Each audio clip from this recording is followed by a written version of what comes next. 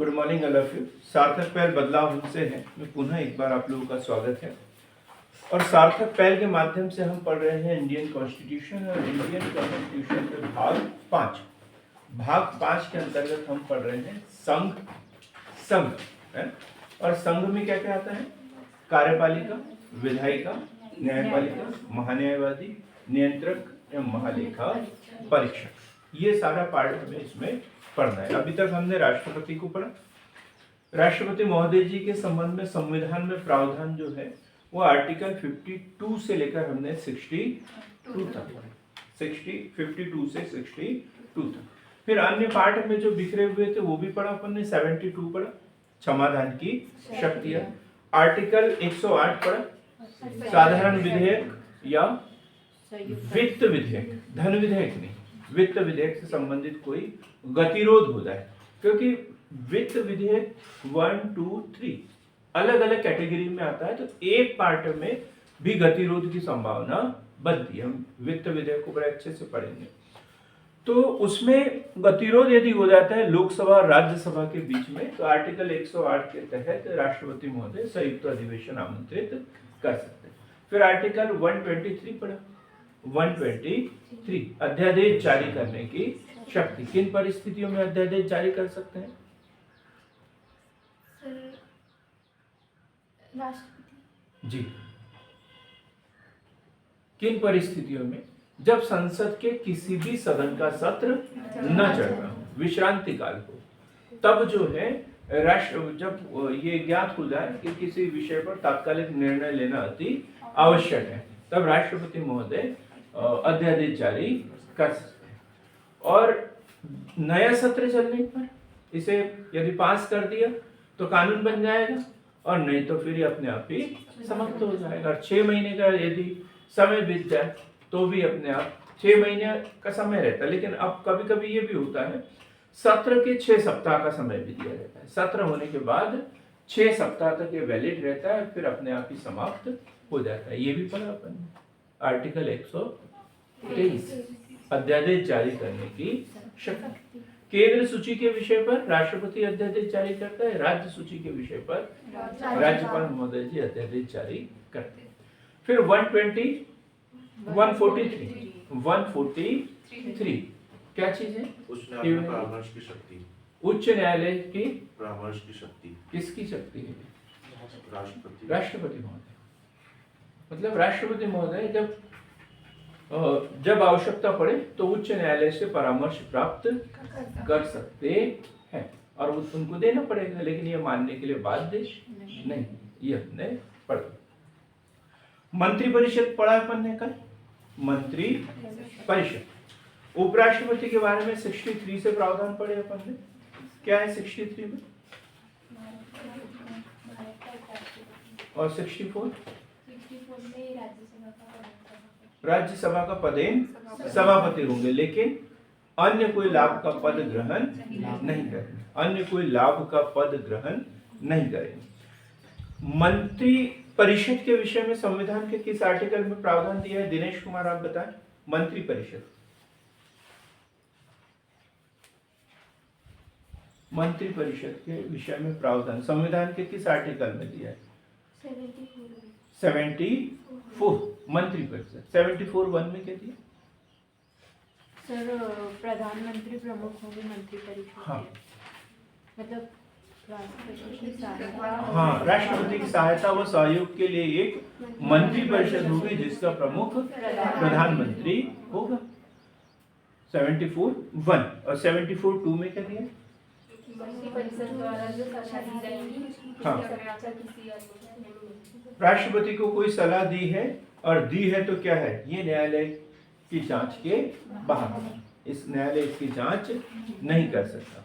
75 प्रधानमंत्री की बात है। देखो एक बार क्वेश्चन आया था संविधान में प्रधानमंत्री से संबंधित संवैधानिक प्रावधान कहां कहां पर प्रधानमंत्री शब्द का उल्लेख किया है? कार्य। तो 74(1) और 75(1) क्या है इसमें? प्रधानमंत्री की नियुक्ति। प्रधानमंत्री की नियुक्ति राष्ट्रपति करेगा, अन्य मंत्रियों की नियुक्ति प्रधानमंत्री के परामर्श पर या सलाह पर राष्ट्रपति करेगा।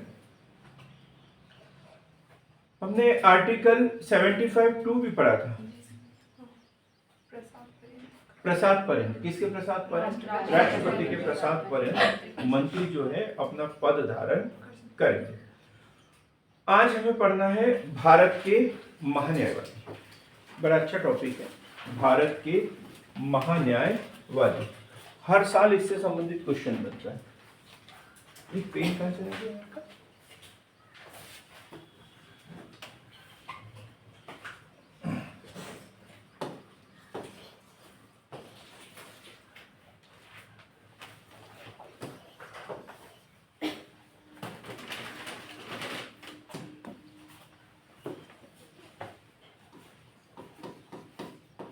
भारत के महान्यायवादी।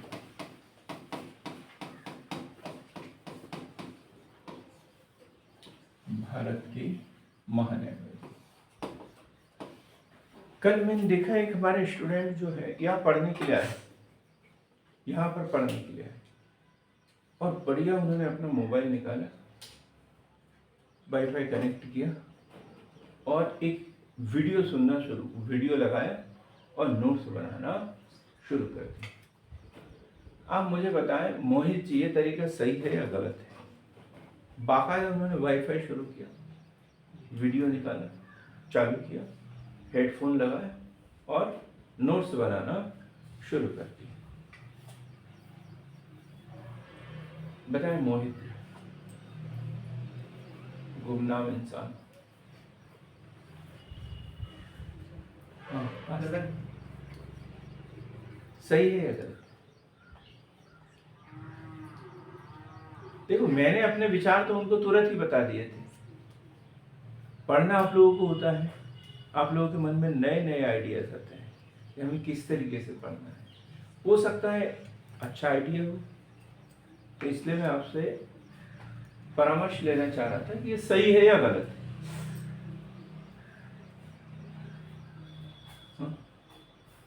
सही है? सर मतलब अक्सर यही करते हैं।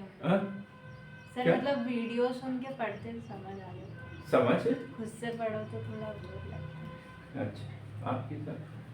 सर हम भी वैसे करते हैं। आप भी ऐसे ही करते हैं, नहीं? सर पहले तो उसको एक बार अच्छे से सुनना पड़ेगा। हाँ, फिर सर वो वीडियो के ऊपर डिपेंड, अगर वीडियो में अच्छे से कवर है, वो किस हाँ। टाइप की है, उसमें ऊपर ऊपर तो नहीं बता रहे, वो देखना पड़ेगा, नहीं तो फिर अच्छे से और दूसरा पढ़ना पड़ेगा। दूसरा पढ़ना पड़ेगा। धनेश्वर जी, आप रिवीजन के हिसाब बोलना से। चाहें तो बोल सकते हैं। मेरी नज़र में आप अच्छे स्टूडेंट हैं, नहीं तो आप ये मत सोचना कि सर मुझे ऐसे ही हल्के में ले रहे करके। अच्छे स्टूडेंट हैं, बोलो। सर मतलब बुक भी पढ़ना चाहिए साथ में। मेरा कहना यही था, जब हम इतना समय निकाल के, कीमती समय निकाल के आए हैं, तो हमें किताब पढ़ना चाहिए। और जो बहुत अच्छे समय में वीडियो देख रहा है वो गुमराह है। मेरी नज़र में बता रहा हूँ, आप लोगों का क्या व्यू है ये आप लोग जाने, गुमराह है।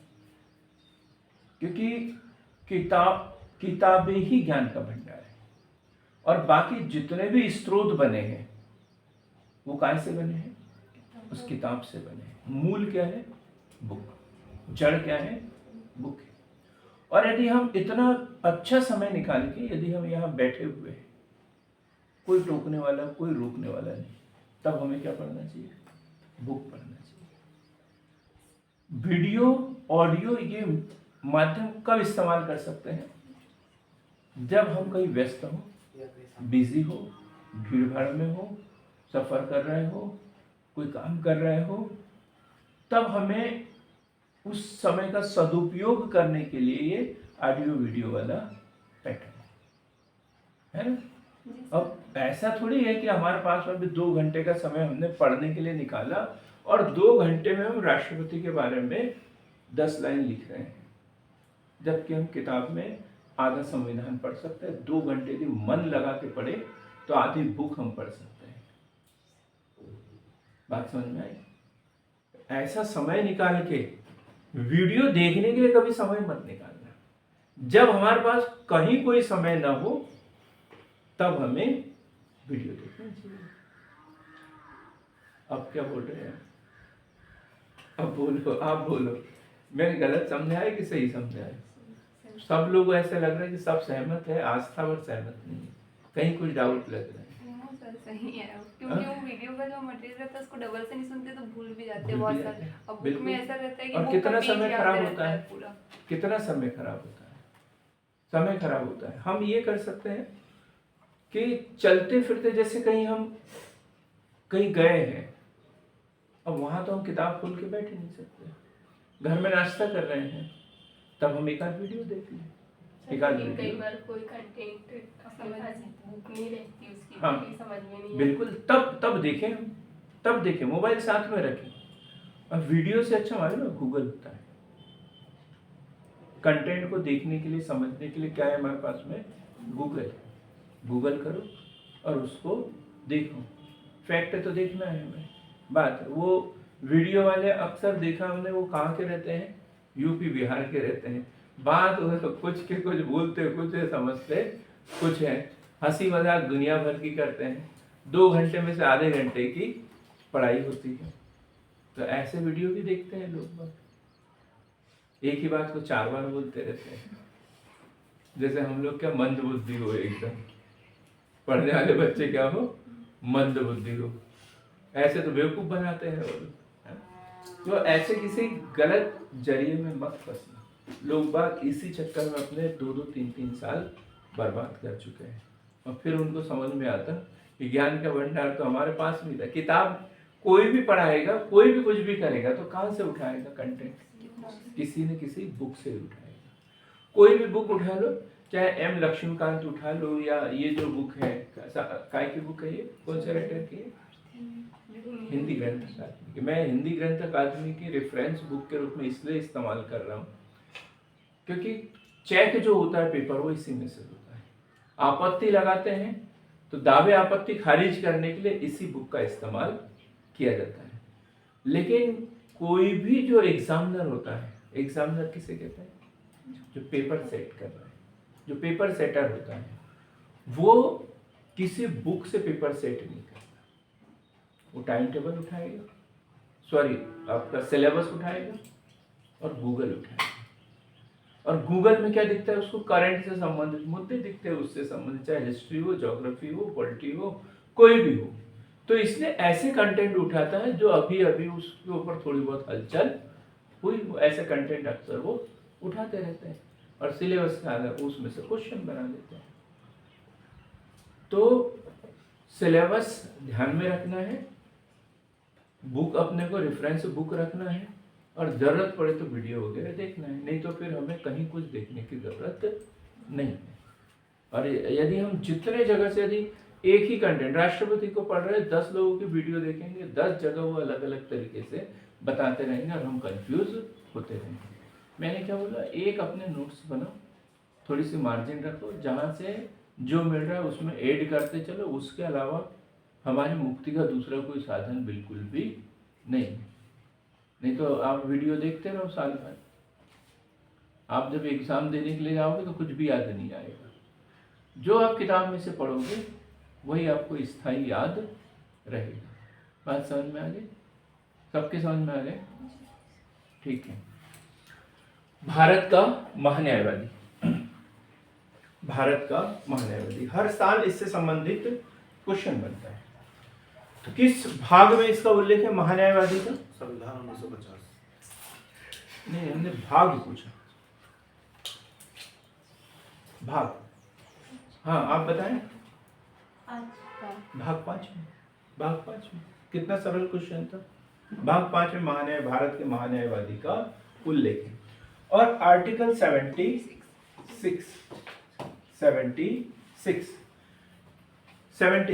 आर्टिकल 76 बड़ा सरल दिया है। उसमें महान्यायवादी का पद भी दिया है, नियुक्ति भी दी है और उसकी योग्यताएं भी दी हुई है।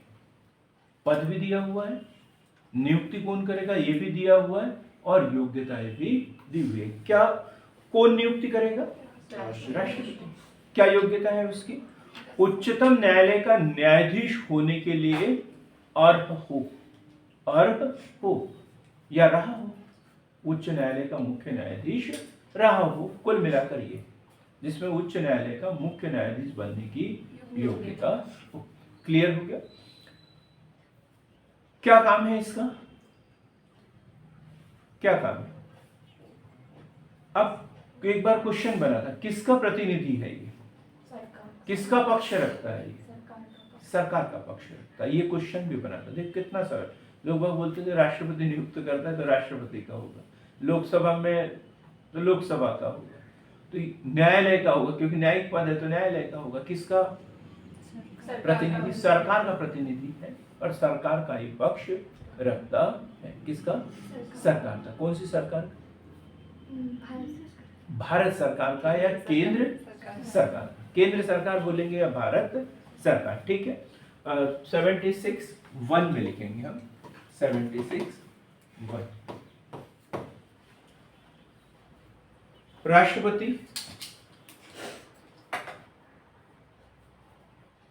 राष्ट्रपति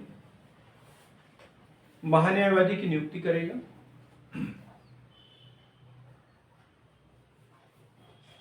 महान्यायवादी की नियुक्ति करेगा जो उच्चतम न्यायालय का न्यायाधीश नियुक्त होने के लिए अर्ह हो। अर्ह हो मतलब योग्य हो।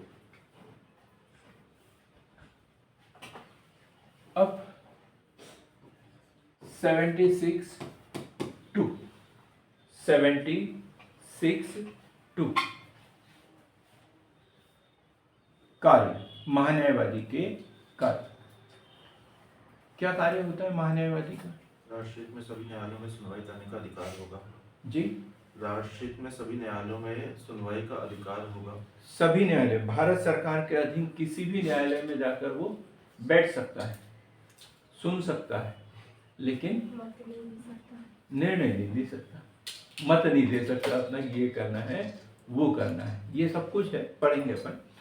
तो पहला कार्य लिखेंगे, भारत सरकार की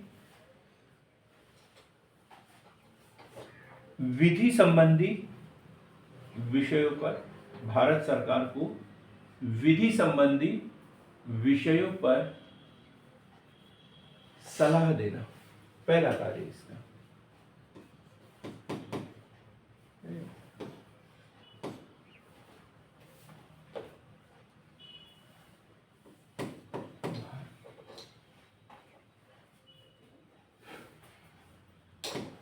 भारत सरकार को विधि संबंधी विषयों पर सलाह देना। राष्ट्रपति को नहीं देना। राष्ट्रपति को सलाह देने के लिए तो आर्टिकल 143 वो किससे लेते हैं? सुप्रीम कोर्ट से लेते हैं। लेकिन सरकार कोई कानून बना रही हो, संसद, तब जाके ये इनसे पहले पूछताछ कर लेते हैं, बताओ कि ये इससे कोई विधि का उल्लंघन तो नहीं हो रहा है, इसमें और कुछ कंडिकाएं जोड़ना है, घटाना है, तो उसके लिए ये भारत सरकार की ओर से उनको प्रतिनिधि बनकर ये बैठते हैं। दूसरा, ऐसे कर्तव्य जो राष्ट्रपति समय समय पर उन्हें सौंपे। ऐसे कार्य या कर्तव्य जो राष्ट्रपति उन्हें समय समय पर सौंपे। राष्ट्रपति महोदय नियुक्त करते हैं इनको, तो राष्ट्रपति महोदय ही इनको कार्य भी बताते हैं।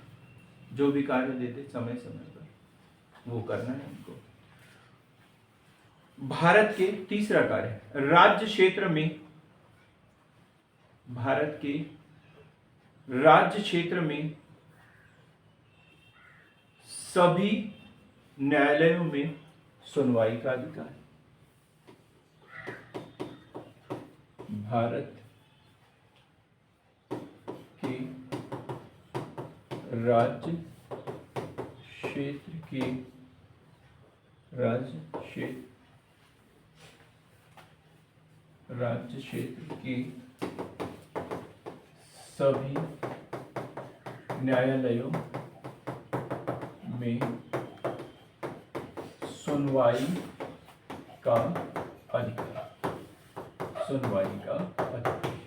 देखो ये जो बैठने वाली बात की थी ना, मत देने वाली, वो लोकसभा में है। लोकसभा का कोई सत्र चल रहा हो तब महान्यायवादी उसमें बैठ सकते हैं, लेकिन बहुमत साबित करना है या किसी पर वोटिंग हो रही हो तब ये अपना वोट दे सकता है क्या? नहीं। लेकिन न्यायालय में, भारत के राज्य क्षेत्र के सभी न्यायालयों में, राज्य क्षेत्र मतलब जितने भी राज्य और केंद्र शासित प्रदेश हैं उनका हाई कोर्ट वगैरह है, सब में सुनवाई करने का इनको अधिकार है। सुनवाई कैसे करते हैं? न्यायाधीश बनकर नहीं, वकील के रूप में भारत सरकार का पक्ष है। बात समझ में?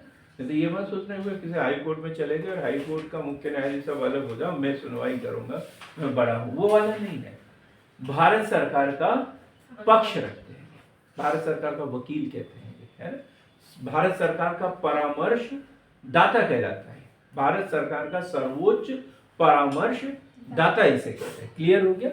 तो भारत सरकार का पक्ष जो है भारत राज्य क्षेत्र के अधीन किसी भी न्यायालय में ये रख सकते हैं। क्लियर हो गया कार्य इनके? तो भारत सरकार को विधि संबंधी विषयों पर सलाह देना, ऐसे कार्य जो राष्ट्रपति उन्हें समय समय पर सौंपे, और भारत के राज्य क्षेत्र के सभी न्यायालयों में सुनवाई का अधिकार। अब 76(4) कंडिका, ये 76(4)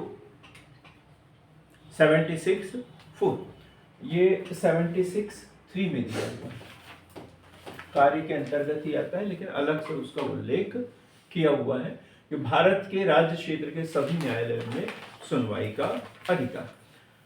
राष्ट्रपति, ये जो महान्यायवादी का कार्यकाल कितने वर्ष का होता है? कार्यकाल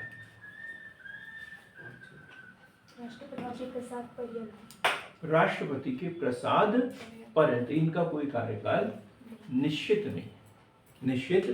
देखो, सर्वोच्च न्यायालय का न्यायाधीश होने का अर्ह होना चाहिए, तो सर्वोच्च न्यायालय के जो न्यायाधीश सेवानिवृत्त हो जाते हैं उनको महान्यायवादी नियुक्त कर दिया जाता है। तो फिर इनका कोई कार्यकाल नहीं है कि 6 वर्ष या 5 वर्ष, ऐसा कुछ नहीं। राष्ट्रपति के प्रसाद पर्यंत, यही लिखेंगे कार्यकाल, राष्ट्रपति के प्रसाद पर्यंत एवं ऐसा पारिश्रमिक जो कौन निर्धारित करेगा? पारिश्रमिक तो कौन निर्धारित करता है इनका? जो राष्ट्रपति अवधारित करते। अब ये बात अलग है कि राष्ट्रपति महोदय मंत्रिपरिषद की सलाह से ही निर्धारित करते हैं, लेकिन संसद तय नहीं करती इसका पारिश्रमिक कौन? राष्ट्रपति। क्लियर एकदम? मतलब कार्यकाल भी राष्ट्रपति और पारिश्रमिक भी राष्ट्रपति ही अवधारित करते हैं। और ये कहां में दिया है? 76(4). क्लियर होगा? भारत का महान्यायवादी कौन नियुक्त करेंगे? राष्ट्रपति। किसको नियुक्त करेंगे? जिसमें सर्वोच्च न्यायालय का न्यायाधीश बनने के लिए अर्ह हो, या तो वो सेवानिवृत्त न्यायाधीश हो सकता है या वर्तमान में कार्यरत न्यायाधीश भी हो सकते हैं। फिर कार्य पड़ा अपन ने, तो विधि संबंधी प्रश्नों पर सरकार को सलाह देना, फिर राष्ट्रपति महोदय द्वारा समय समय पर जो भी कार्य उन्हें सौंप दिए जाए, फिर महान्यायवादी को अपने कर्तव्यों के निर्वहन के लिए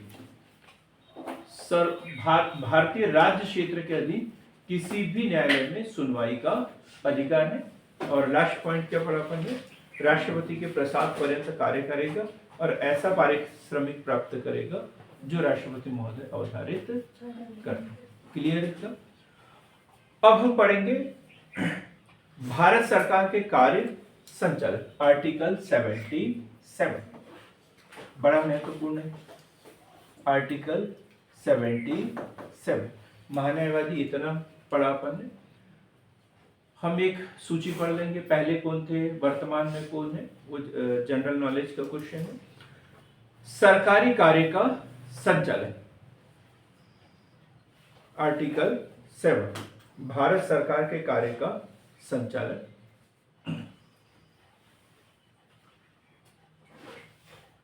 भारत सरकार की ये इसी में दिया हुआ है। भारत सरकार की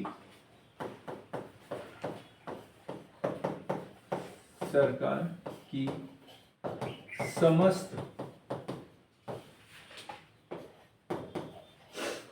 कार्यवाही राष्ट्रपति के नाम से की जाएगी।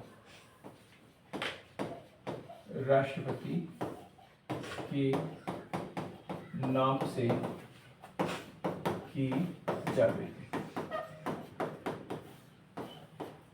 मंत्रिपरिषद राष्ट्रपति को सलाह देने के लिए, तो वो जो भी कार्य करेंगे, जो भी सलाह देंगे, तो उसके ऊपर सिग्नेचर तो राष्ट्रपति के नाम होते हैं। तो जो भी संसद की जो भी कार्यवाही रहेगी, सरकार की जो भी कार्यवाही रहेगी, कार्यपालिका से संबंधित जितने भी कार्य होंगे वो किसके नाम से होंगे? राष्ट्रपति के नाम से होंगे। आर्टिकल 77 आगे लिखेंगे राष्ट्रपति, हाँ इसी में लिखेंगे, नीचे एक और कॉलम लिखेंगे। राष्ट्रपति भारत सरकार का कार्य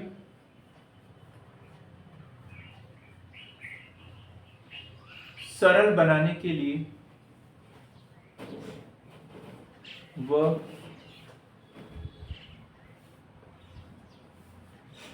मंत्रिपरिषद में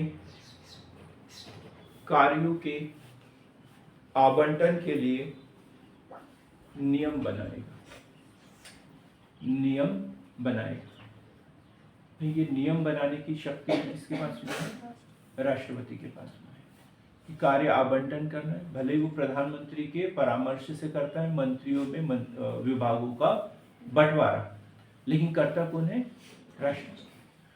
बजट सुबह प्रस्तुत करना है या शाम को प्रस्तुत करना है, 28 तारीख को करना है या 1 तारीख को करना है, छुट्टी के दिन करना है या वर्किंग डे पे करना है, ये निर्णय किसका है? राष्ट्रपति का।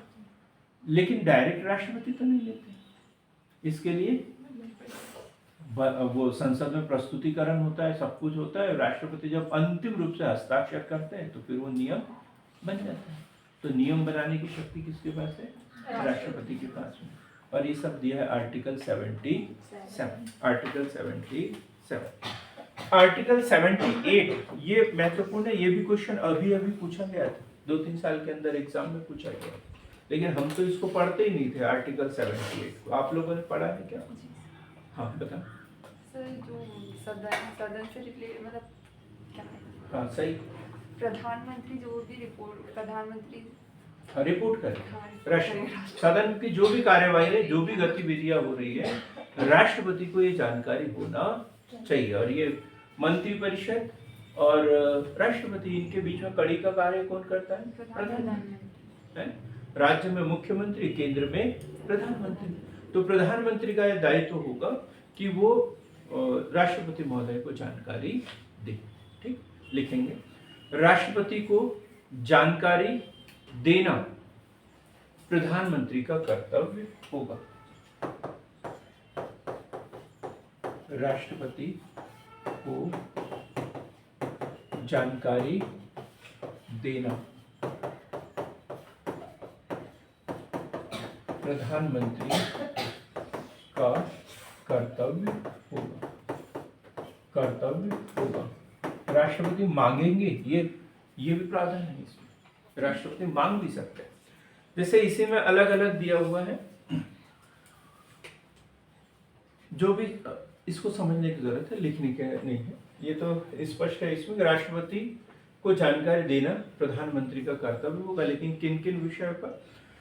जैसे कार्यकलाप, प्रशासन संबंधी, विधान से संबंधित। विधान मतलब जो विधि बना रहे हैं, जो विधेयक वगैरह संसद में प्रस्तुत कर रहे हैं, तो इन सब की जानकारी जो है वो राष्ट्रपति को देना है। दूसरा, प्रशासन संबंधी जो प्रशासनिक अधिकारी है उनके विषय में कोई विधेयक जो है वो प्रस्तुत करना है संसद में, विनिश्चय कर लिया कि ये हमें प्रस्तुत करना है, तो वो जानकारी भी किसको देना है? राष्ट्रपति को देना है। अब कभी कभी ऐसा हो जाता है कि संसद में क्या चल रहा है राष्ट्रपति को पता ही नहीं होता तो नहीं। ये आर्टिकल 78 में स्पष्ट प्रावधान है कि प्रधानमंत्री का कर्तव्य होगा जो भी चल रहा हो मंत्रिपरिषद में, मंत्रिमंडल में, संसद में, वो राष्ट्रपति को अवगत कराए। आगे देखेंगे। अब हमारा आज का जो टॉपिक है वो है संसद। क्या है? संसद। हमने पहले भी पढ़ लिया था, जो कमजोर बच्चे हैं उनके लिए। संसद के सदन और संसद के घटक या अंग। तो संसद के दो सदन हैं, लोकसभा और दूसरा राज्यसभा। और इसमें तीन है, लोकसभा, राज्यसभा और राष्ट्रपति। लोकसभा को हम क्या बोलते हैं? निम्न सदन, निम्न सदन। और राज्यसभा को क्या बोला जाता है? उच्च सदन। राज्यसभा को क्या बोला जाता है? उच्च सदन। लोकसभा की सदस्य संख्या कितनी है? 552।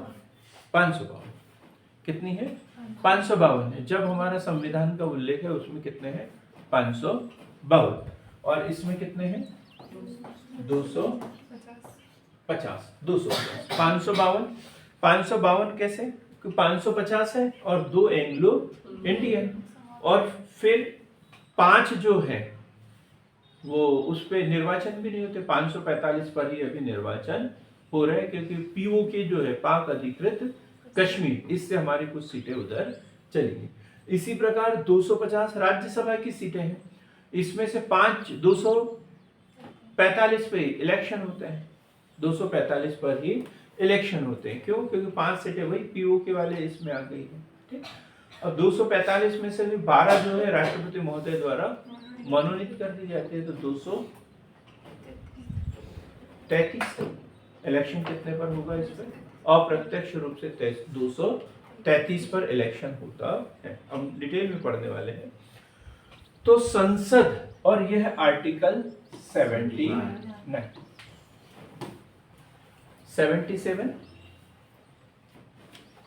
78 और 76 भारत का महान्यायवादी। 77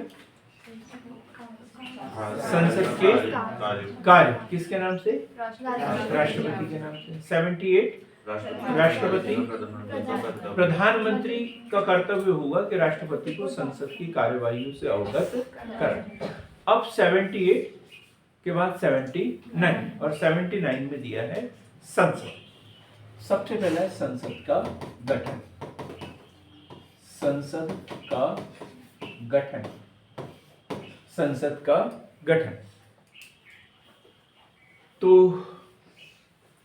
काय से मिलकर बनेगी संसद?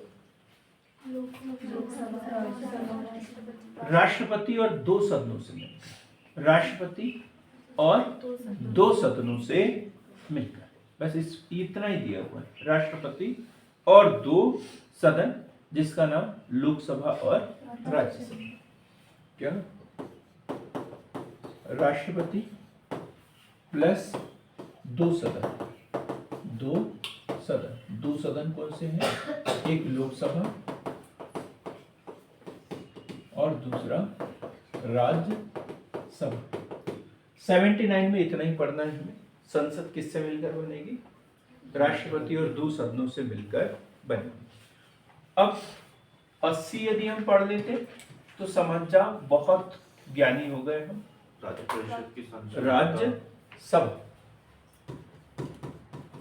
राज्यसभा की संरचना या राज्यसभा का गठन। राज्यसभा की संरचना या राज्यसभा का गठन। संरचना। ठीक। राज्यसभा की संरचना क्या है? राज्यसभा ढेर सारी चीजें हमें इसमें पढ़ना है। राज्यसभा क्या क्या पता है राज्यसभा के विषय में? शुरुआत आपसे करते हैं। संसद का उच्च सदन। उच्च सदन है, ठीक है। राज्यसभा के सदस्यों का निर्वाचन कैसे होता है? उसके लिए अप्रत्यक्ष रूप से। अप्रत्यक्ष रूप से कितने सदस्य बताया अभी हमने? 250। 12 सदस्यों को मनोनीत करते हैं। ये कहाँ से लिया है प्रावधान? आयरलैंड से लिया है। आयरलैंड से लिया है ना, 12 सदस्यों को मनोनीत करने। ये पहले ही पढ़ लिया अपन ने संविधान में। बहुत सारी बातें दी है। 12 सदस्यों को मनोनीत करेंगे, 238 से अनधिक प्रतिनिधि से मिलकर बनेगी। 238 से अनधिक, 238 से अनधिक क्या होता है? अनधिक। 238 से अधिक नहीं। मूल संविधान में यह प्रावधान दिया है कि 12 सदस्य राष्ट्रपति द्वारा मनोनीत की। संरचना में हम देखते हैं तो 12 सदस्य राष्ट्रपति द्वारा मनोनीत। अपन ने ये भी पढ़ लिया किस क्षेत्र के होते हैं ये?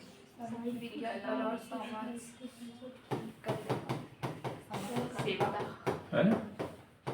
समाज सेवा, साहित्य, कला, विज्ञान, ये इस क्षेत्र के विशेषज्ञ लोग होते हैं। और राष्ट्रपति महोदय इनमें से 12 सदस्यों को मनोनीत करते हैं। और राज्यों के 238 से अनधिक, 238 से अनधिक मतलब 238 और 12 कितने? 250। तो 250 से अधिक नहीं हो सकते, 250 से अधिक नहीं हो सकते। कम भले ही हो सकता है पर अधिक नहीं हो सकते। ये इसकी संरचना है। संरचना कितने सदस्य? 250। उसमें 12 सदस्यों को राष्ट्रपति महोदय मनोनीत करेंगे। कला, विज्ञान, समाज सेवा, साहित्य के क्षेत्र से जुड़े हुए लोगों को ये लिखना होता है उसमें, ठीक। और राज्यों से कितने? राज्य व संघ राज्य क्षेत्र सभी से मिलकर 238 से अनधिक प्रतिभागियों से मिलकर बनेगी। सीटों का आवंटन, सीटों का आवंटन। अब ये जो 238 सीटें हैं, इनका आवंटन कैसा? अब ये राज्यों से मिलकर है। राज्य और केंद्र शासित प्रदेश, संघ शासित प्रदेशों से है। तो सीटों का आवंटन कि किस राज्य से कितने राज्यसभा के प्रतिनिधि होंगे और सदस्य होंगे, तो ये किस आधार पर निर्धारित होगा? जनसंख्या के अनुपात में। लेकिन ये कहीं उल्लेख है ना संविधान में? अनुसूची 4 है, ये अनुसूची 4। तो प्रतिनिधियों द्वारा जो भी होगा वो अनुसूची 4, चौथी अनुसूची के अनुसार, चौथी अनुसूची के आवंटन के अनुसार, चौथी सूची में उस समय जनसंख्या के आधार पर आवंटित कर दिया गया था। और इसका स्पष्ट उल्लेख कहां किया है? संविधान की चौथी अनुसूची में किया है। तो चौथी अनुसूची के अनुसार ये क्वेश्चन भी बनता है। राज्यसभा में सीटों का आवंटन किस अनुसूची में दिया है? चौथी अनुसूची में दिया हुआ है। तो ये 12 सदस्य राष्ट्रपति द्वारा मनोनीत होंगे, 238 सदस्य जो है राज्यों से होंगे। और ये किस राज्य को कितना मिलेगा? ये चौथी अनुसूची के अनुसार, चौथी अनुसूची के अनुसार। क्या क्या है? साहित्य, विज्ञान, कला, समाज सेवा, ये चारों पॉइंट भी हमें याद करना है। आगे देखते हैं निर्वाचन, सदस्यों का निर्वाचन, सदस्यों का निर्वाचन। कौन से सदस्यों का? ये 238 सदस्यों का। इसके लिए तो बता दिया मैंने, क्या? कला, साहित्य, विज्ञान व समाज सेवा, इसके आधार पर हमने 12 सदस्यों को मनोनीत कर दिया। लेकिन ये 238 सदस्य राज्यसभा में बता भी दिया, चौथी अनुसूची में बता दिया कि इस राज्य से, जैसे मध्य प्रदेश से कितनी सीटें? 11 सीटें।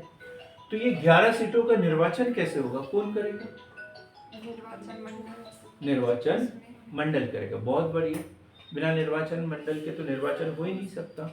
निर्वाचन मंडल ही करता है, लेकिन ये निर्वाचन मंडल होगा कौन? राज्य विधानसभा के निर्वाचित सदस्य। क्लियर है एकदम? राज्य विधानसभा। मध्य प्रदेश में कितनी सीटें हैं राज्यसभा की? 11। कितनी सीटें हैं? 11। तो ये 11 सीटें मध्य प्रदेश विधानसभा के निर्वाचित सदस्य ही निर्वाचित करेंगे, और कोई निर्वाचित करेगा क्या? नहीं। लिखेंगे इसमें, राज्यसभा में प्रत्येक राज्य के, राज्यसभा में प्रत्येक राज्य के प्रतिनिधियों का निर्वाचन उस राज्य की विधानसभा के निर्वाचित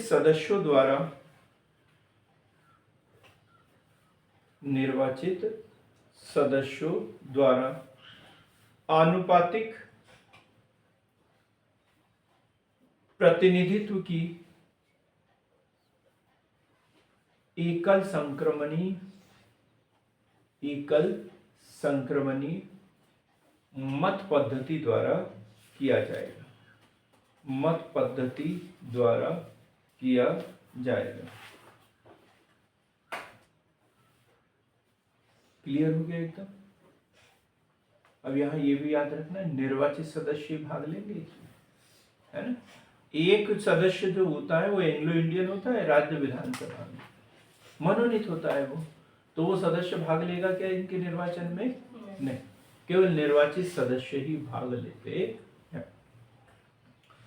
अब ये तो राज्यसभा के राज्यों के हो गए, लेकिन कुछ संघ शासित प्रदेश ऐसे भी है जहाँ विधानसभा ही नहीं है।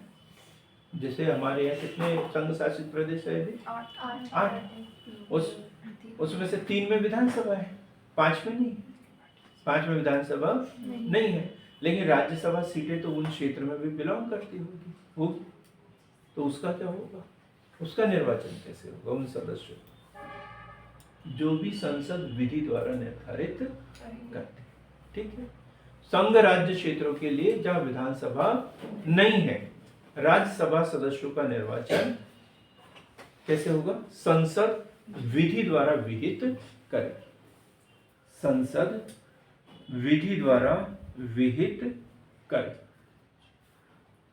उनकी पद्धति जो है, संविधान में, मूल संविधान में कोई प्रावधान नहीं था, लेकिन ये बोला गया था कि संसद जो है वो विधि बनाकर निर्धारित कर देगी।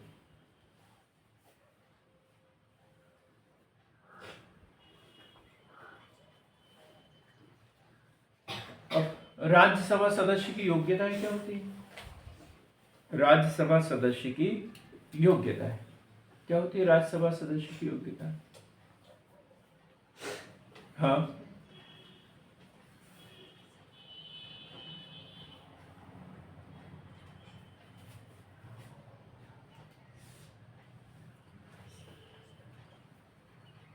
नहीं, राज्यसभा के सदस्यों के लिए ऐसा नहीं है, वो एक ही जगह से चुनाव लड़ते हैं। राज्यसभा सदस्य के लिए अपने विधानसभा से ही चुनाव उनको लड़ना है। ऐसा नहीं, ये ऐसा नहीं है, वो कहीं से भी चुनाव लड़ सकते हैं, लेकिन एक ही जगह से चुनाव लड़ते हैं। ठीक, एक ही जगह से चुनाव लड़ सकते हैं।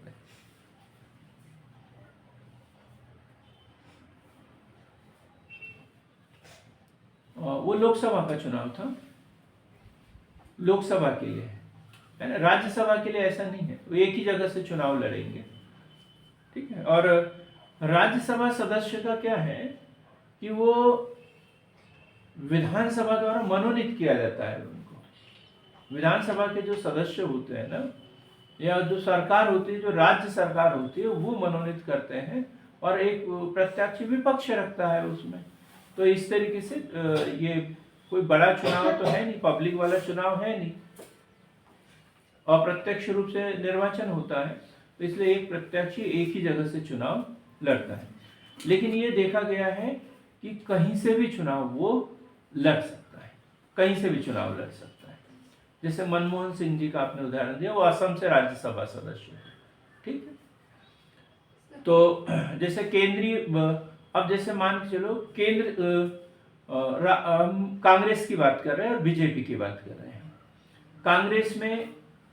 कांग्रेस अब देखेगी कि उनकी सरकार किन किन राज्यों में है, और उनको लगेगा कि ये हमारा अच्छा कार्य करता है, इनको यहाँ से हम चुनाव लड़ा देते, तो उस राज्य से उसको खड़ा कर देंगे।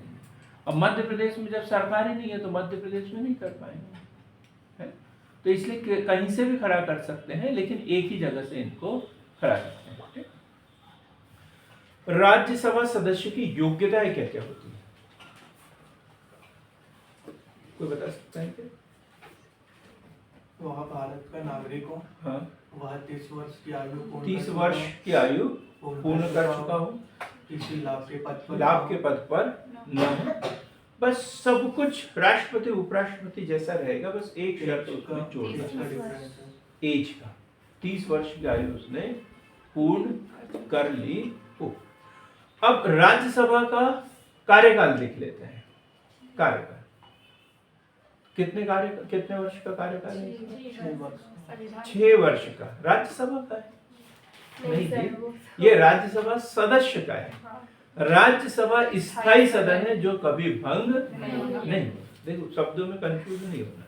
राज्यसभा सदस्य दोनों अलग अलग है। ठीक, तो राज्यसभा एक स्थायी सदन है जो कभी भंग नहीं होता, जबकि राज्यसभा सदस्य जो है वो उसका कार्यकाल 6 वर्ष है। उसे 6 वर्ष के लिए चुना जाता है, 6 वर्ष के लिए चुना जाता है, और प्रत्येक 2 वर्ष के बाद में 1/3 सदस्य सेवानिवृत्त होते जाते हैं और उनकी जगह नए सदस्यों का निर्वाचन होता जाता है। जैसे लोकसभा 5 साल कार्यकाल का भंग कर सकते हैं बीच में भी, लेकिन राज्यसभा ऐसे कभी भंग नहीं होती। ये स्थायी सदन है, और स्थायी है इसलिए इसे उच्च सदन कहा जाता है, क्योंकि ये कभी भंग नहीं हो सकता है। क्लियर हो गया एकदम? अब ऐसे ही हम लोकसभा की संरचना पढ़ लेते हैं, राज्यसभा की संरचना और अब लोकसभा की संरचना। कौन सा आर्टिकल होगा? 81 लोकसभा की संरचना। देखो 79 क्या पढ़ा अपन ने? संसद। 80 राज्यसभा और 81 लोकसभा। अभी हमें पॉलिटिकल साइंस बहुत अधिक पढ़ना है, हम सिर्फ संविधान के भी आर्टिकल पढ़ रहे हैं, तो उतना डिटेल में हमें पढ़ने की जरूरत नहीं है। राज्यसभा हम एक बार और पढ़ेंगे, उसके क्या कार्य है ये सब कुछ हम पढ़ेंगे, लेकिन अभी हम संविधान के आर्टिकल जो पढ़ रहे हैं उसके अनुसार देखते चलेंगे।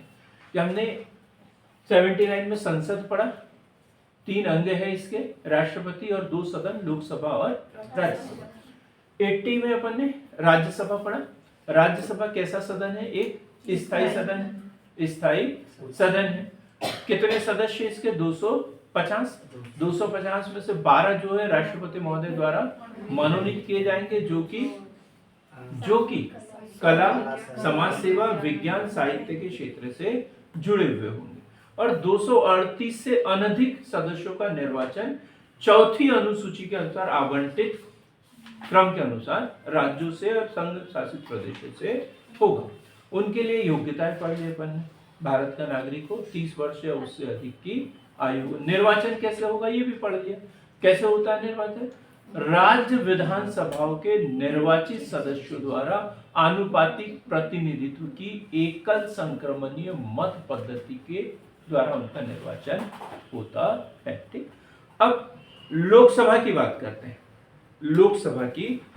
हैं। तो शुरुआत में तो सदस्यों की संख्या अधिक थी, लेकिन अब कम है, क्योंकि इसमें 20 सदस्यों को पदों द्वारा क्षेत्रीय में जो किया जाता है, लेकिन 350 जो है जो उससे कम अवधि में इसको लिया जाता है। हाँ, और बताएं। 20 से कम सदस्य जो है क्षेत्रीय दल द्वारा ही चुना जाएगा। मूल संविधान की बात करें, सदस्य है ना, मूल संविधान की बात कर रहे हैं, तो राज्य और संघ राज्य क्षेत्र। तो राज्यों से कितने? 530। 530 राज्यों से कितने? 530। और संघ राज्य क्षेत्र से 20 और मनोनीत एंग्लो इंडियन कितने? 2। तो टोटल कितने थे? 552। लेकिन वर्तमान में ये तो समाप्त कर दिया 2 को, पढ़ेंगे हम डिटेल में। लेकिन अभी हम संविधान के आर्टिकल पढ़ रहे हैं, तो अभी हम इतना ही नोट करते चले कि ये प्रावधान इसमें दिया हुआ है, सदस्य संख्या। ठीक।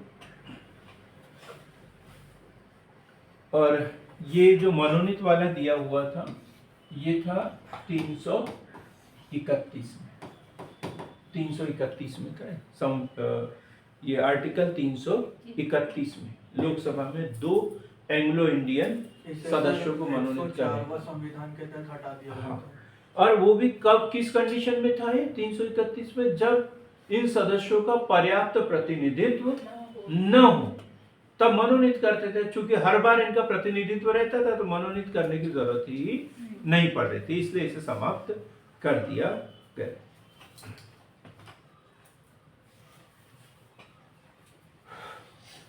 क्लियर हो गया? क्या योग्यताएं होती है सदस्यों? लोकसभा को संरचना को प्रभावित करता है। हाँ? लोकसभा को संरचना में प्रभावित करता है।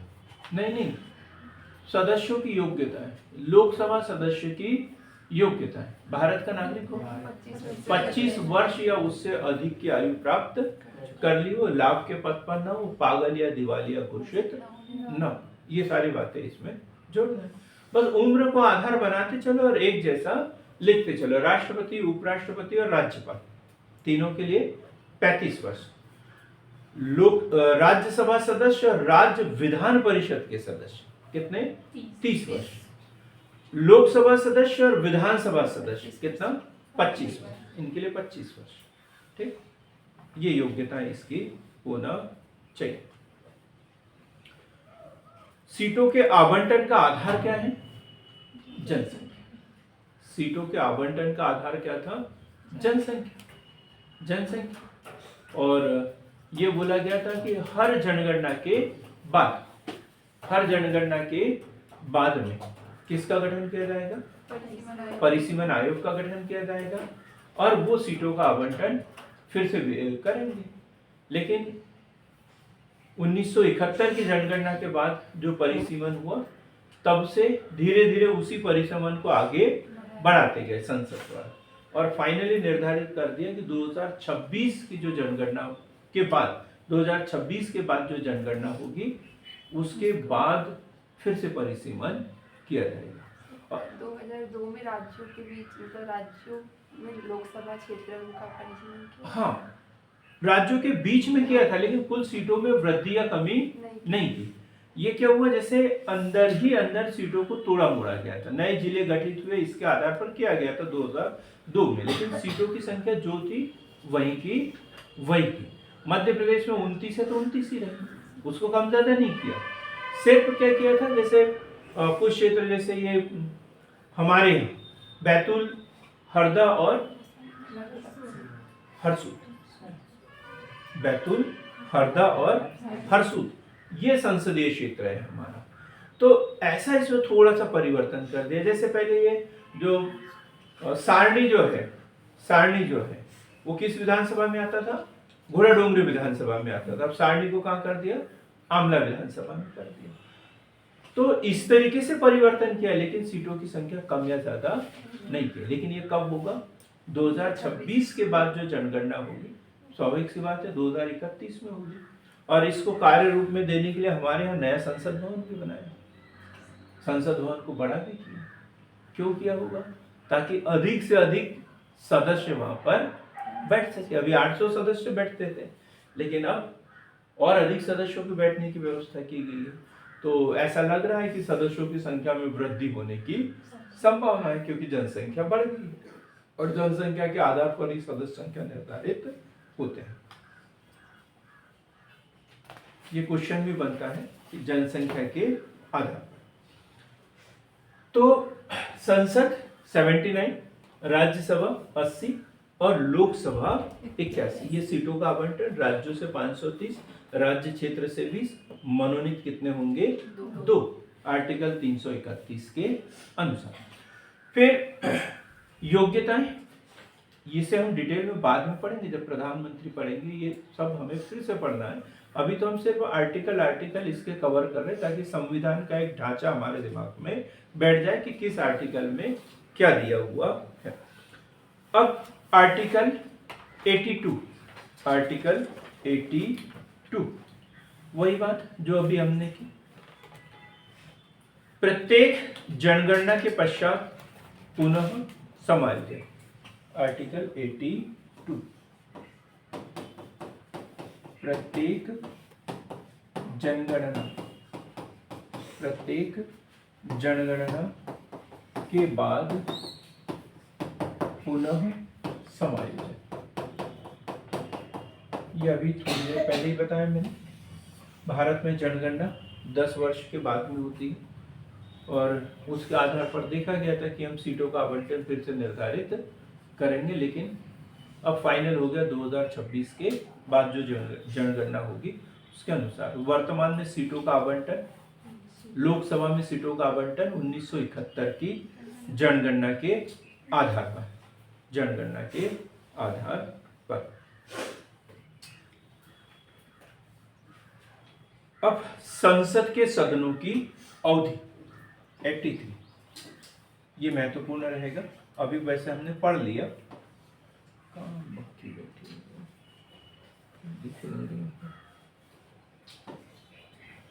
आप लोगों को दिख रही है?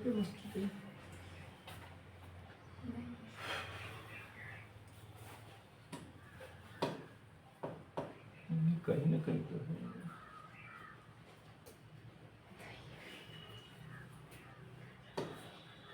जनगणना में बैठा है सर। अरे जनगणना में बोले मेरी भी गिनती करो भाई, मानना पड़ेगा आपकी आंखों को। तो 83, संसद के सदनों की अवधि, संसद के सदनों की अवधि, संसद के सदनों की अवधि। तो दोनों सदन पढ़ेंगे हम, राज्यसभा और लोकसभा। सबको पता है लोकसभा की अवधि और राज्यसभा की अवधि। राज्यसभा की अवधि कितनी है? स्थायी सदन है, कभी विघटित नहीं होता।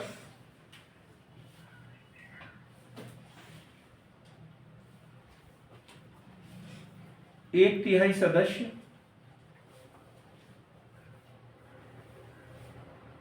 दो वर्ष बाद सेवानिवृत्त हो जाते हैं। एक तिहाई सदस्य 2 वर्ष बाद सेवानिवृत्त हो जाते हैं।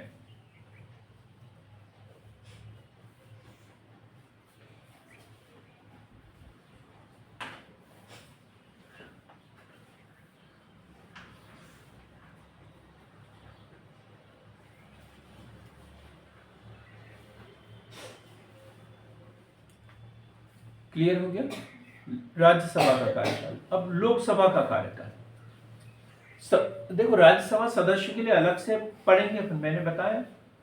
अभी सिर्फ राज्यसभा का कार्यकाल, जबकि राज्यसभा सदस्य का भी बता दिया 6 वर्ष, और राज्यसभा कभी विघटित नहीं होता। तो फिर बदलते कैसे हैं सदस्य? हर 2 वर्ष बाद एक तिहाई सदस्य सेवानिवृत्त होते जाते हैं और उनकी जगह नए सदस्यों का निर्वाचन होते जाता है। ठीक।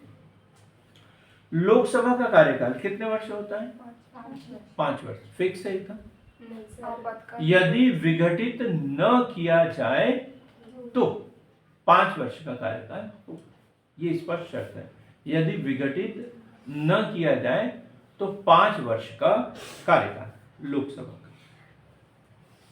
यदि विघटित न कर दिया जाए तो प्रथम अधिवेशन के लिए नियत तारीख से 5 वर्ष तक बनी रहेगी।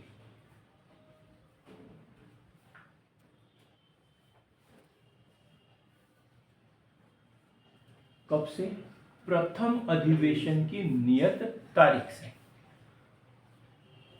प्रथम अधिवेशन जब शुरू होता है तो शपथ वगैरह होती है ना, उस दिन से तय होता है, चुनाव के दिन से नहीं, मतगणना परिणाम के दिनांक से नहीं। प्रथम अधिवेशन के लिए नियत तारीख से इनका कार्यकाल शुरू होता है। यदि बीच में विघटित न किया जाए तो तब से 5 वर्ष तक चलता है, उससे अधिक नहीं। लेकिन इसे बढ़ाया जा सकता है। कब बढ़ाया जा सकता है? आपातकाल की स्थिति में। आपातकाल की स्थिति में कितने साल के लिए? एक बार में 1 वर्ष के लिए, एक बार में 1 वर्ष के लिए। लेकिन उसका विस्तार किसी भी दशा में यदि उद्घोषणा प्रवर्तन में न हो, देखो आपातकाल की उद्घोषणा हो तो 1 वर्ष के लिए, और आपातकाल लागू न हो तो फिर 6 माह तक के लिए। 6 माह तक के लिए दोनों शर्तें एकदम याद रखना है। आपातकाल की उद्घोषणा यदि लागू है तो फिर 1 वर्ष तक, एक बार में 1 वर्ष तक, और यदि उद्घोषणा लागू नहीं है तो फिर 6 माह तक के लिए इसे बढ़ाया जा सकता है, या 6 माह से अधिक नहीं।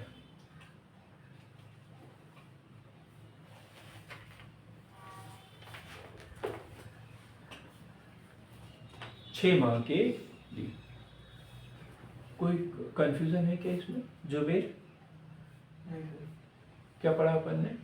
आर्टिकल 83 संसद के सदनों की अवधि। राज्यसभा स्थायी सदन है जो कभी विघटित नहीं होता, लेकिन 1/3 सदस्य प्रत्येक 2 वर्ष के बाद में सेवानिवृत्त होते जाते हैं, ये पढ़ लिया। और लोकसभा का कार्यकाल जो यदि समय से पूर्व विघटित न किया जाए तो प्रथम अधिवेशन के लिए नियत तारीख से 5 वर्ष तक, उससे अनधिक नहीं। लेकिन आपातकाल की उद्घोषणा हो तो संसद विधि बनाकर इसे 1 वर्ष के लिए बढ़ा सकती है, लेकिन उद्घोषणा न हो तो 6 माह से अनधिक नहीं। 6 माह से अनधिक नहीं। सर विघटित कैसे होती है? भंग कर दिया, भंग हो जाती है ना लोकसभा। जैसे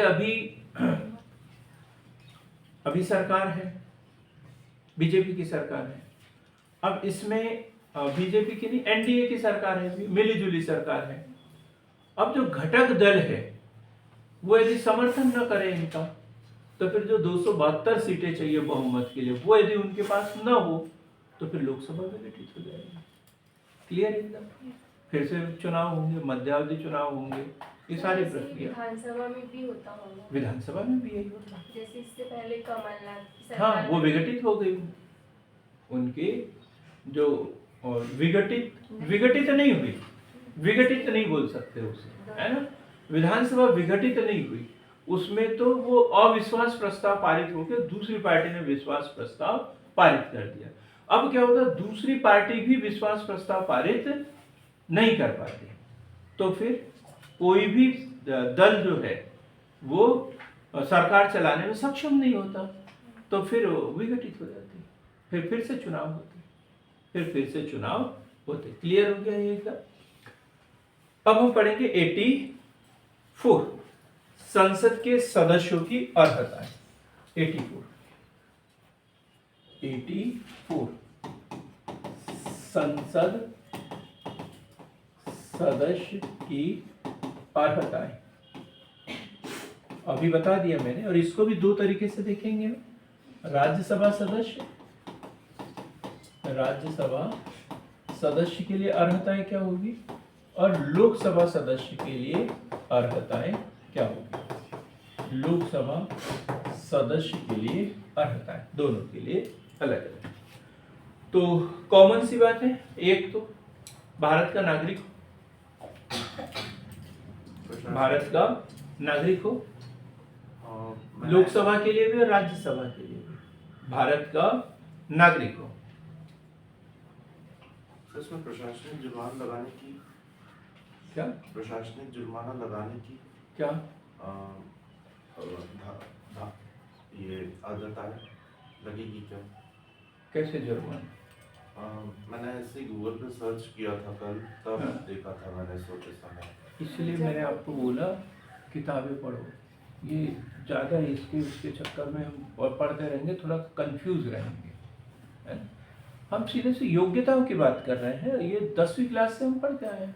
भारत का नागरिक हो, लाभ के पद पर न हो, पागल सक्षम न्यायालय द्वारा पागल या दिवालिया घोषित न किया गया हो, चुनाव लड़ने से उसे प्रतिबंधित न किया। ये नहीं है इसमें चुनाव लड़ने वाला, लेकिन स्पष्ट दिया। और उसकी आयु लोकसभा का सदस्य है तो 25 वर्ष, और राज्यसभा का सदस्य है तो 30 वर्ष। ये योग्यता है इसकी।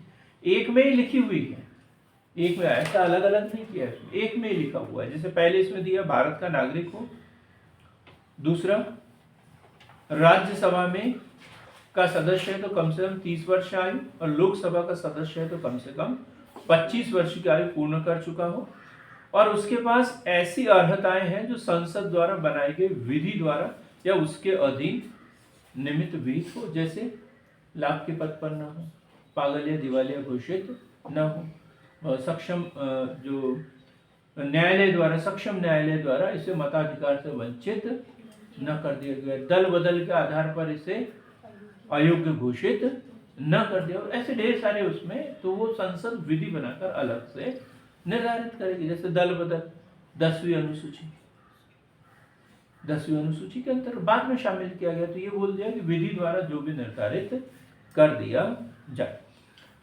एक और योग्यता होती है, और एक योग्यता होती है जो संविधान की तीसरी अनुसूची में प्रावधान है, शपथ। शपथ लेने के लिए जो प्रतिज्ञा करता है, हस्ताक्षर करता है, वही इसका सदस्य बन सकता है। जो शपथ नहीं लेगा वो इसका सदस्य नहीं बन सकता।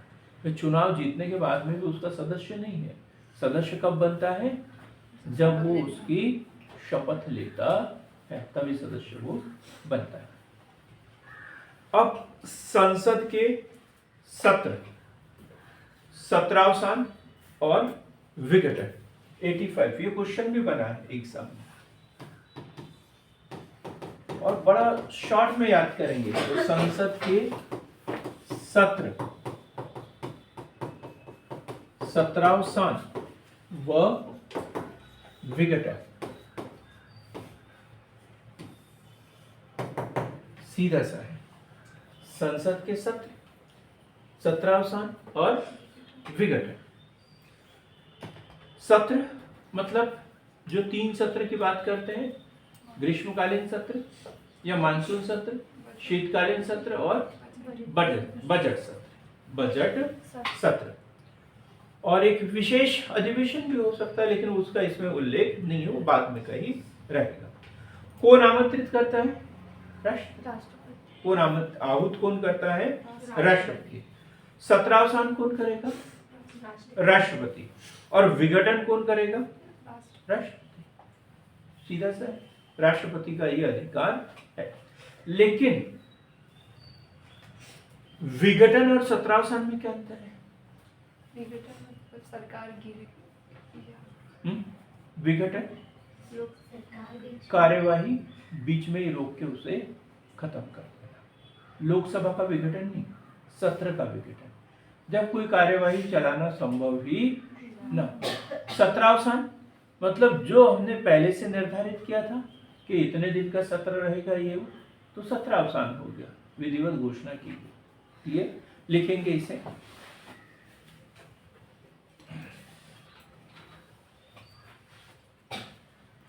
राष्ट्रपति समय समय पर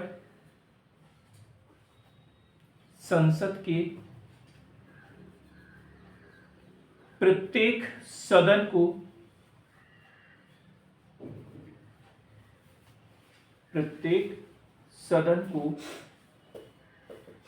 ऐसे समय और स्थान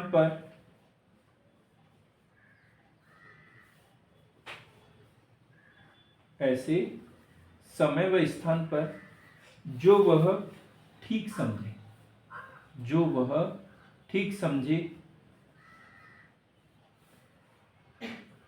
अधिवेशन के लिए आहूत करेगा, आहूत करेगा।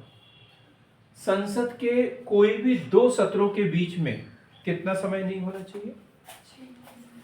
6 माह से अधिक का समय नहीं होना चाहिए। क्या शब्दावली है इसके लिए? अधिवेशन के समाप्ति के दिन और नए अधिवेशन के शुरू होने के दिन, इनके बीच में 6 माह से अधिक समय का अंतराल नहीं होना चाहिए। इसके बीच में संसद के सत्र कंटिन्यू होते रहना चाहिए। क्लियर रहेगा? कौन आहूत करेगा? राष्ट्रपति। इसका सत्रावसान भी कौन करेगा? सदनों का या किसी सदन का सत्रावसान ये भी राष्ट्रपति करेगा। और यदि विघटन हो जाए या लोकसभा का विघटन करना है तो ये भी कौन करेगा? राष्ट्रपति ही करेगा।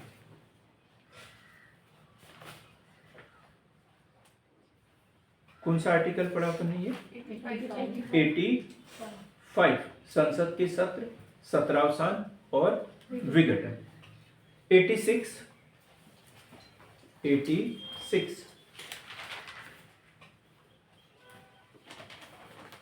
यहां से क्वेश्चन बनता है, यहां से क्वेश्चन बनता है राष्ट्रपति कब अभिभाषण देता है संसद में? सत्र के प्रारंभ में देता है, अंत में देता है, कब देता है? कब देता है? प्रारंभ में देता है। हाँ, आप ऐसा मत करो। जब नया चुनाव, जब चुनाव हो और नई संसद का पहला सत्र चल रहा हो तब देता है, और हर साल के पहले सत्र में देता है। ठीक, लिखेंगे 86 संसद में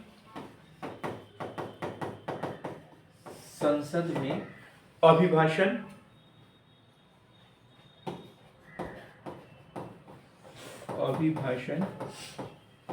व संदेश देने का राष्ट्रपति का अधिकार, राष्ट्रपति का अधिकार। संसद के सत्र ये हमें याद हो जाना चाहिए।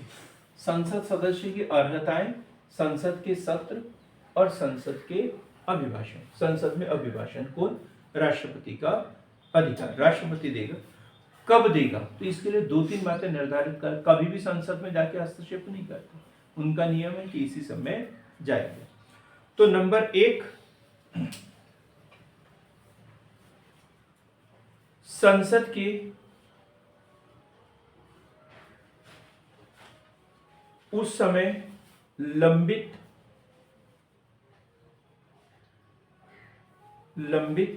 किसी विधेयक के संबंध में संदेश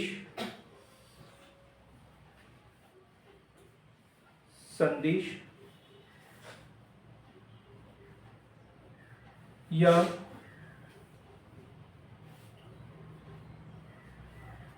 अपेक्षित विषय पर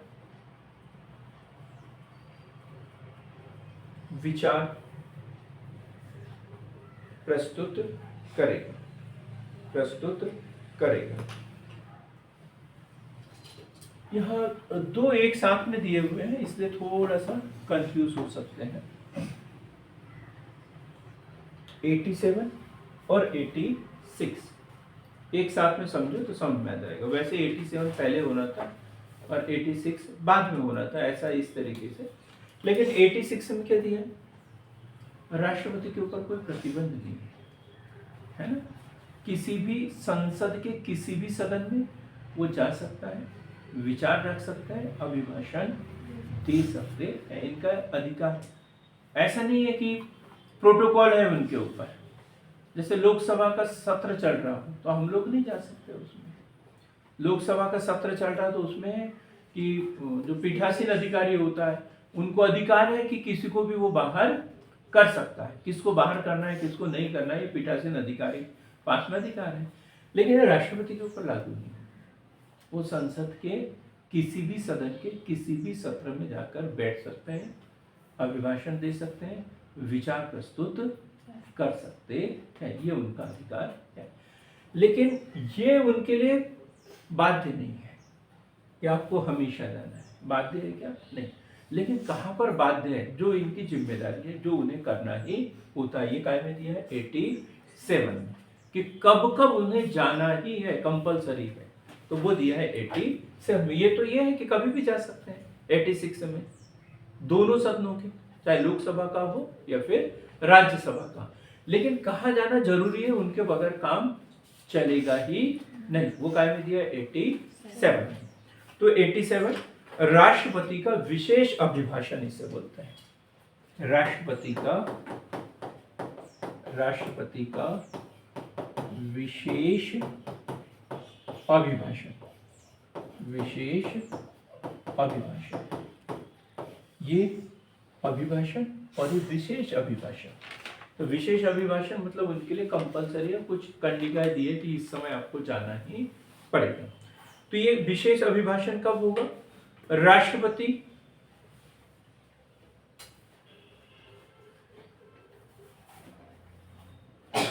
प्रत्येक वर्ष के प्रथम सत्र के आरंभ में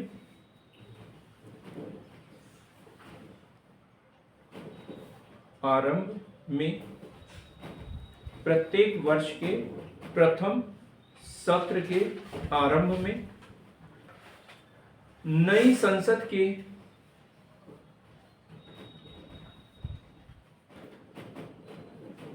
नई संसद नहीं बोलेंगे, नई लोकसभा के प्रथम सत्र में। अब देखो लोकसभा का चुनाव मई में हुआ, ठीक है। तो फिर सत्र कौन सा शुरू हो सकता है? ग्रीष्मकालीन सत्र शुरू हो सकता है, या जैसे अभी बजट सत्र शुरू हुआ है, तो जो भी नया सत्र आएगा तो उस समय तो उसे देना ही है। या फिर नया चुनाव हुआ तो प्रथम सत्र कौन सा होता है? जब वो शपथ वगैरह होते हैं तब राष्ट्रपति अपना अभिभाषण देगा, वो कभी भी हो सकता है। और फिर 4 साल तक कौन सा? जो प्रथम सत्र जो भी होगा, प्रथम सत्र जो होगा उस समय वो अपना अभिभाषण देगा, ये कंपलसरी है। तो 2 चीजें, राष्ट्रपति का विशेष अभिभाषण प्रत्येक वर्ष के प्रथम सत्र के प्रारंभ में, और दूसरा लोकसभा के निर्वाचन के बाद जो सत्र होगा उसके प्रारंभ में उसका विशेष अभिभाषण होगा। 88 सदनों के बारे में मंत्रियों और महान्यायवादी के अधिकार उतना महत्वपूर्ण नहीं है।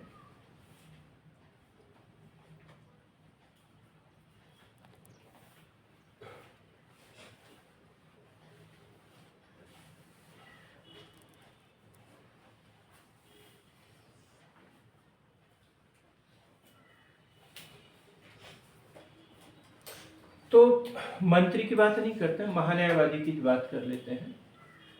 जब संसद का सत्र चल रहा हो, किसी भी सदन का सत्र चल रहा हो, तो जैसे लोकसभा का सदस्य है या लोकसभा का सदस्य लोकसभा की बैठकों में भाग लेगा, राज्यसभा में, ये मंत्रियों के बारे में पढ़ लेते हैं 88 में। तो काय के विषय में? मंत्री व महान्यायवादी,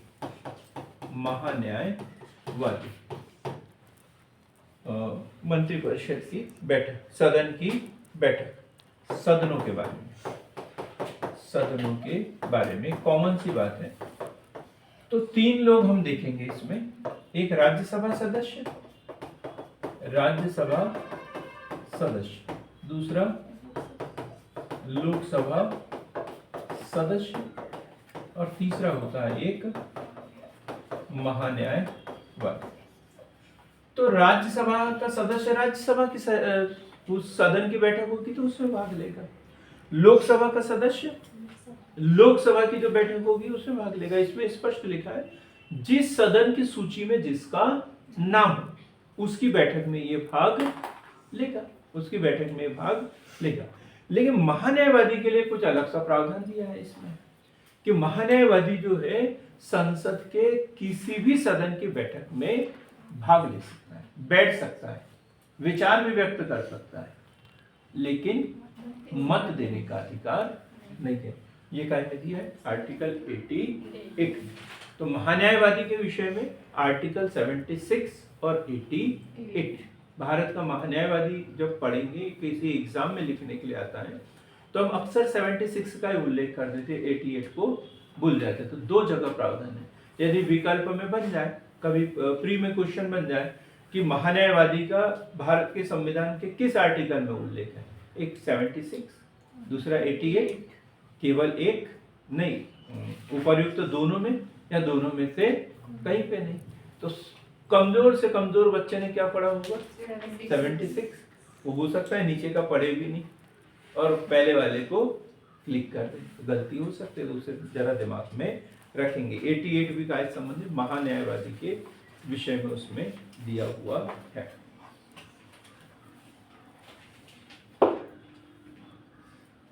संसद के अधिकारी, आप कोई बता सकता है कि संसद के अधिकारी कौन कौन होते हैं? संसद के अधिकारी लोकसभा के अध्यक्ष, उपाध्यक्ष, राज्यसभा की सभापति, सभापति और उपसभापति। ठीक, ये क्या अंतर है? सभापति और अध्यक्ष में क्या अंतर है?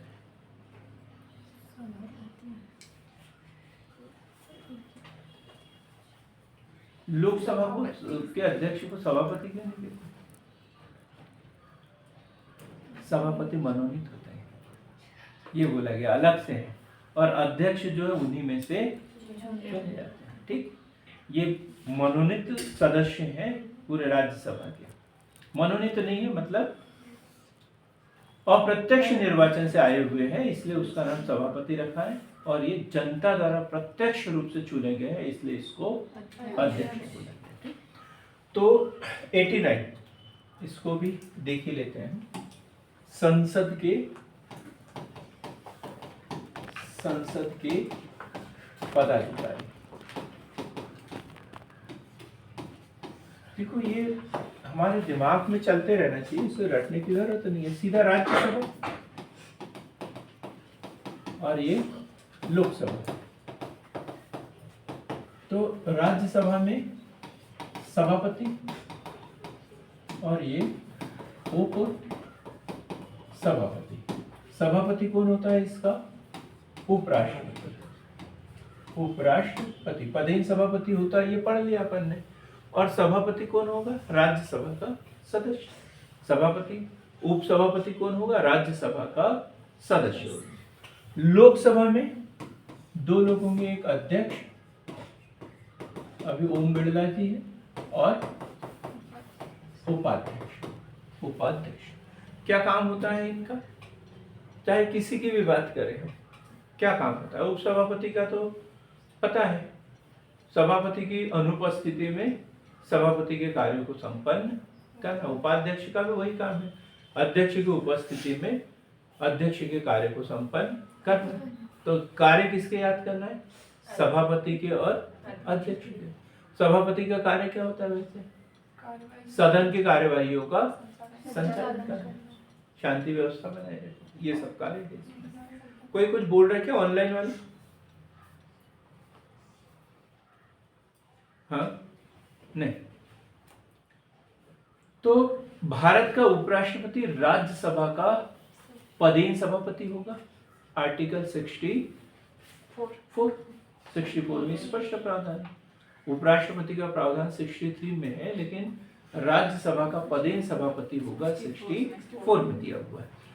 फिर राज्यसभा जो है अपने सदस्यों में से ही एक को उपसभापति चुनेगी। अपने सदस्यों में से एक को उपसभापति चुनेगी, और जब जब ये, अब वो रिटायर हो जाएगा, जो सदन का जो सदस्य है, तो हर 2 साल में सेवानिवृत्त हो जाते हैं। तो हो सकता है उपसभापति जो है वो सीनियर जब होगा तभी बनाएंगे। ऐसा तो नहीं कि आज चुनाव जीत के आया और उसे उपसभापति बना दिया, नहीं, उसको बनाएंगे जिसका कार्यकाल 1-2 साल का बचा हुआ है उसको बनाएंगे। तो फिर हर साल जब जब वो रिटायर होगा उसकी जगह नए उपसभापति का चुनाव करते जाएंगे, लेकिन उसकी कोई विधिवत प्रक्रिया नहीं है। अपने सदस्यों में से ही किसी भी एक को उपसभापति चुन लेना है। इसी प्रकार लोकसभा के लिए भी है, लोकसभा के लिए भी है। ठीक, ये 89 90 देखते हैं उपसभापति का। इसको अब हम नहीं पढ़ते ज्यादा, इतना ज्यादा हमें पढ़ने की जरूरत नहीं है। 93 पढ़ लेते हैं, ये 89 में है।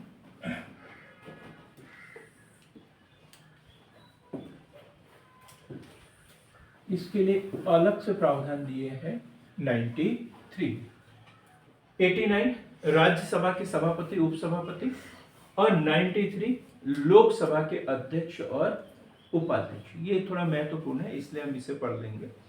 लोकसभा का अध्यक्ष और उपाध्यक्ष,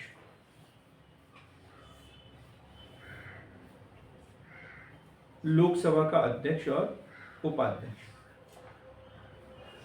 किस में से चुनते हैं? ये अपने सदस्यों में से ही चुनते हैं। कौन चुनता है? तो सदस्य चुनते हैं। कोई स्पष्ट प्रावधान नहीं, कोई कार्यकाल निर्धारित नहीं है। जब तक लोकसभा चाहे अपना अध्यक्ष बना के रखे, जब चाहे तब उसे हटा सकते हैं। एक अध्यक्ष और एक उपाध्यक्ष का निर्वाचन करते हैं। इसके कार्यकाल का कोई उल्लेख नहीं। पद का रिक्त होना, इसका भी कोई जरूरी नहीं है। पद का रिक्त होना, जब भी रिक्त होगा अपने सदस्यों में से ही उन्हें चुन लिया जाएगा। लेकिन अध्यक्ष के कार्य क्या है? लोकसभा अध्यक्ष के कार्य, ये महत्वपूर्ण है। लोकसभा अध्यक्ष के कार्य क्या हो सकता है? लोकसभा अध्यक्ष के कार्य अभी चर्चा की अपन ने। लोकसभा अध्यक्ष के कार्य, इसे लिख ले आप लोग, इसे लिख ले। लोकसभा अध्यक्ष के कार्य 95 में दिया, आर्टिकल 95। लोकसभा अध्यक्ष के कार्य, लोकसभा अध्यक्ष के कार्य।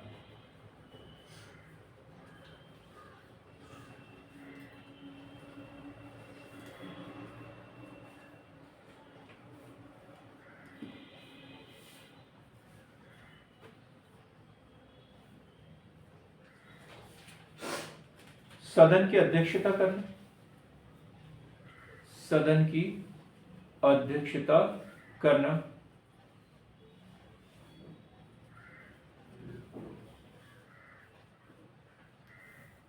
राष्ट्रपति द्वारा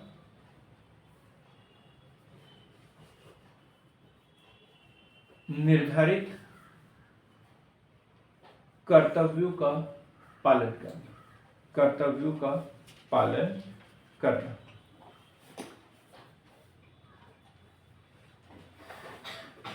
अब कौन से राष्ट्रपति द्वारा निर्धारित कर्तव्य है? तो जो लोकसभा के जो कार्य है, लोकसभा के कार्य, तो उसकी गतिविधि को व्यवस्थित तरीके से संचालन करना। हम इस पे कल चर्चा करेंगे, अभी नहीं कर रहे हैं, लेकिन ऐसे ही बता देता हूं मैं। लोकसभा में कोई कुछ बोलना चाह रहा है तो उसका क्रम निर्धारित करना।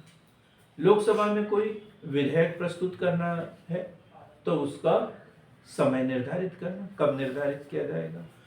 कौन सा विधेयक साधारण विधेयक है, धन विधेयक है, इसका निर्धारण करना। संयुक्त अधिवेशन हो तो उसकी अध्यक्षता करना। सदन में शांति व्यवस्था बनाए रखना। जो लगातार 6 महीने या उससे अधिक अवधि के लिए जो अनुपस्थित, बिना सूचना दिए अनुपस्थित है, उनकी सदस्यता समाप्त करने का प्रतिवेदन तैयार करना। दल बदल के आधार पर, यदि दल बदल के आधार पर, देखो यह अनुपस्थिति के आधार पर निर्णय कौन करेगा? राष्ट्रपति करेगा। ये प्रतिवेदन बना के राष्ट्रपति को देते हैं और फिर वो उसकी सदस्यता समाप्त करेंगे। ठीक, लेकिन दल बदल के आधार पर यदि किसी को, तो इसके लिए लोकसभा अध्यक्ष का निर्णय अंतिम, दल बदल के आधार पर किसी सदस्य की सदस्यता समाप्त करना है तो इसका अंतिम निर्णय किसका होगा? लोकसभा अध्यक्ष का होगा। दल बदल के आधार पर लोकसभा अध्यक्ष का है और अनुपस्थिति के आधार पर या अन्य किसी कारण से वो किसका है? राष्ट्रपति का है। ये विशेष रूप से याद रखें। चलो ठीक है, कल हम इसको आगे पढ़ेंगे।